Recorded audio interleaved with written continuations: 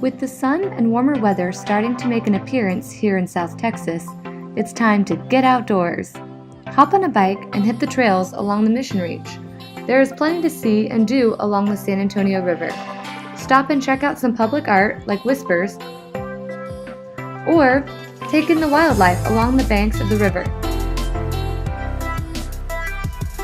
If you spot one of these blue poles, grab your kayak or canoe and brave the chutes along the paddling trail. Once you put in, enjoy a relaxing, beginner-level paddle with friends. Be sure to wear your life vest and cheer on your friends as they ride down the chutes.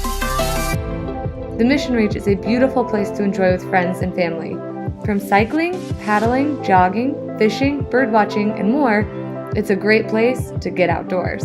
To learn more about Sarah's parks, like the Mission Reach, go to www.sara-tx.org.